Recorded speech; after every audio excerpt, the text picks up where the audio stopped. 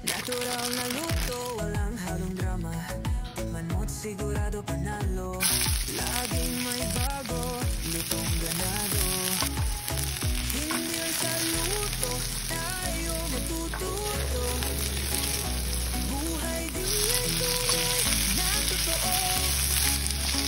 Ini-explore, walang tinatago. Samahan natin siya sa bawat kwento. Johanisa, suportan natin siya. Sa vlog niya, marami kang matutunan pa. Sa sarap ng luto, walang kapantay. Totoong buhay, kanyang binubuksan. Resipe niya'y hindi lang basta. Puso at sipag ang kanyang dala.